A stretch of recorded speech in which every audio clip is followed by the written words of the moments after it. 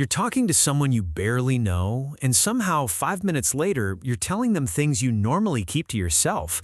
Nothing dramatic happened. They didn't force you to open up. They didn't give you some perfect piece of advice.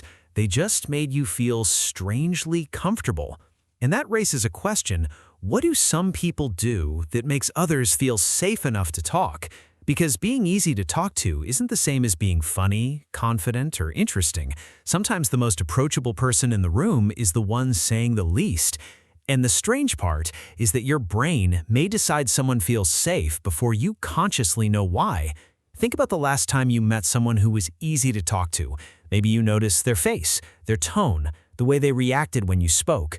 Maybe they didn't interrupt. Maybe they didn't rush to tell you about themselves. And somehow, your guard started dropping. That feeling is not random. Human conversations are full of tiny signals. Your brain is constantly asking one quiet question: is it safe to be myself around this person? You usually don't say that question out loud, but your behavior answers it. One of the biggest signals is attention, not fake attention, real attention. When someone is easy to talk to, they usually make you feel like they are actually with you. They're not constantly checking their phone. They're not scanning the room while you speak. They're not preparing their next sentence before you finish yours. They give your words somewhere to land. And that changes the entire conversation, because when you feel watched for mistakes, you become careful. You edit yourself. You choose safer words. But when you feel listened to, something different happens. You start speaking more naturally, you reveal more, you remember things you had forgotten, and suddenly a simple conversation becomes personal. But here's where it gets interesting. Being a good listener does not mean staying completely silent.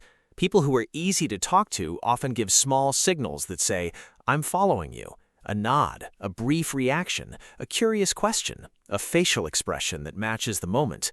These tiny responses help the other person know their message was received. And when people feel understood, they usually have less reason to defend themselves.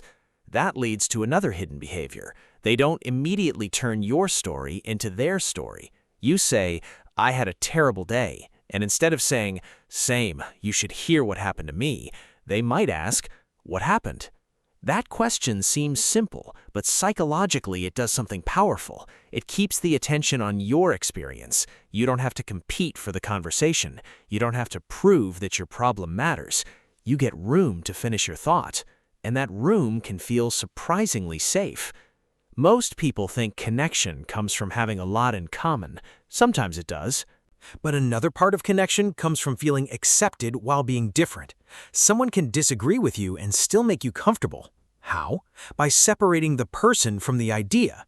They can say, "I see why you would think that," without saying, "I agree with everything." That distinction matters. Because people become defensive when disagreement feels like rejection. But when disagreement doesn't threaten their sense of worth, they can stay curious, and curiosity keeps conversations alive. There is another behavior you might barely notice.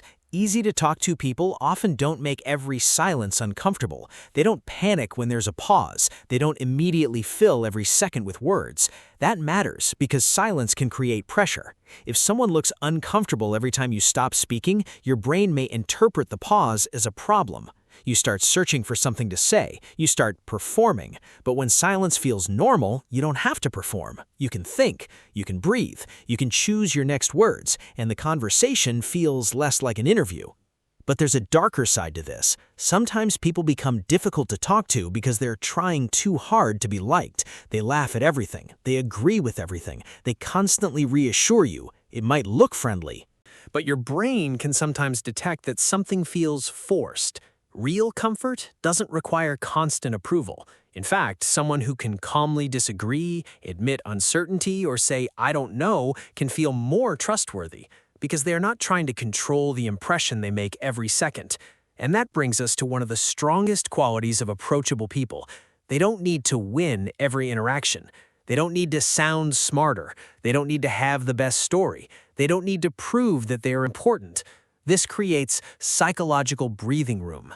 When someone is constantly trying to establish status, other people become more self-conscious. You start wondering how you are being judged. But when someone seems comfortable without dominating the interaction, you have less reason to protect your ego. You can simply talk. Think about how different these two conversations feel. One person responds to everything with advice. The other asks what you think. One person immediately corrects you. The other lets you finish. One person waits for a chance to impress you. The other seems interested in understanding you. The difference is not just personality. It changes what your brain expects from the interaction. An expectation changes behavior. If you expect criticism, you become cautious. If you expect embarrassment, you hide details. If you expect someone to interrupt, you shorten your stories. If you expect someone to laugh at you, you hide the parts that matter. But when you expect acceptance, you become more open. This is why one conversation can make you feel energized, while another makes you feel exhausted. The words may be similar, the psychological environment is not. There is also something called emotional validation, and it is often misunderstood. Validation does not mean telling someone that every reaction they have is correct. It means recognizing that their reaction makes sense from their point of view.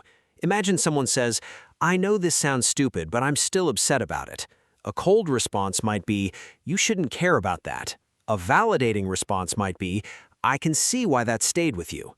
Notice the difference. The second response doesn't necessarily agree with the person. It simply tells them that their feelings are not being treated as ridiculous, and that can make honesty much easier. But easy to talk to people also know when not to push.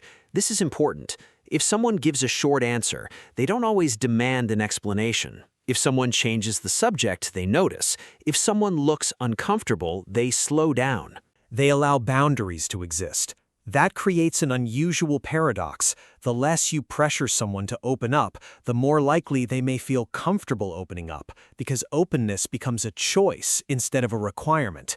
This is where trust starts becoming deeper. Trust is not built only through big promises. It can be built through tiny moments. Someone remembers what you told them. They don't use your vulnerability against you. They don't turn private information into entertainment. They don't make you regret being honest. Those experiences teach your brain something. This person is safe with information. And once that expectation forms, deeper conversations become easier. There is another subtle quality. They don't make your emotions about themselves. You tell them you're struggling. They don't immediately become offended because you didn't call them. You say you need space. They don't turn it into a personal attack. You express frustration. They don't instantly defend themselves. This doesn't mean they have no boundaries. It means they can tolerate another person's emotional experience without immediately trying to control it. That is a powerful social skill. And here's something most people miss. Being easy to talk to is not about having the perfect response. Sometimes the perfect response is no clever response at all. Sometimes it is simply, "That sounds difficult," or "Tell me more," or even "I'm listening." The goal isn't to become a human advice machine. The goal is to make another person feel that they don't have to fight for the right to be heard. But why does this work so strongly? Because human beings are deeply social. For most of human history, relationships were connected to cooperation, protection, belonging, and survival. So social information matters. Who can be trusted? Who might reject you? Who listens? Who humiliates people? Who keeps secrets? Who helps? Your brain has reasons to pay attention to these signals. A conversation is not just an exchange of words. It is also a quiet evaluation of the relationship. That explains why people remember how you made them feel, even when they forget the exact conversation. The details disappear. The emotional impression can remain. Did I feel judged? Did I feel rushed? Did I feel invisible? Or did I feel understood? Those feelings become part of what the person expects from you next time. And now we can see the real secret. People who are easy to talk to are not necessarily more entertaining. They are often better at reducing psychological friction. They make it easier to speak, easier to pause, easier to disagree, easier to admit something embarrassing, easier to say, "I don't know," easier to be imperfect. That may be why some quiet people become unforgettable. They don't fill the room with themselves. They create space for other people to exist. And that is a very different kind of social power. So if you want to become easier to talk to, don't start by learning more clever things to say. Start by changing what the other person experiences around you. Put the phone away. Let them finish. Ask one genuine follow-up question. Don't turn every story into your own story. Don't rush to fix every emotion. Let silence breathe. Respect a boundary. Remember something they told you. And when you disagree, challenge the idea without attacking the person. None of this requires you to become endlessly agreeable. You can have opinions. You can say no. You can leave a conversation. You can disagree. You can protect your boundaries. Being safe to talk to does not mean being easy to manipulate. In fact, healthy boundaries can make trust stronger because people know where they stand with you. And there is one final twist. The people who are easiest to talk to may not be doing anything extraordinary. They may simply be doing fewer things that make people feel unsafe. They don't constantly judge. They don't compete. They don't interrupt. They don't expose private information. They don't make every moment about themselves. They don't demand vulnerability. They create room. And once you notice that, conversations start looking different. You begin seeing that comfort is often built from tiny moments: a pause, a question, a calm reaction, a remembered detail, a lack of judgment. A person who lets you finish the sentence you were afraid to say. So think about the people you trust most. What do they do when you speak? Do they make you feel like you have to perform, or do you feel like you can finally stop performing? And maybe that is the deepest lesson.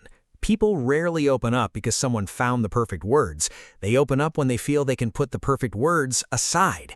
They can be messy, they can be uncertain, they can change their mind, they can tell the truth without immediately paying a social price. If you've ever met someone who made you feel comfortable almost instantly, share what they did in the comments. Maybe it was something small that you never realized mattered. And if this video made you think of someone who needs to hear it, share it with them. Thanks for watching. Subscribe for more psychology videos that uncover the hidden patterns behind everyday human behavior. And remember this, the most magnetic people in a conversation are not always the ones who know what to say. Sometimes they are the ones who make you feel safe enough to say what you really mean.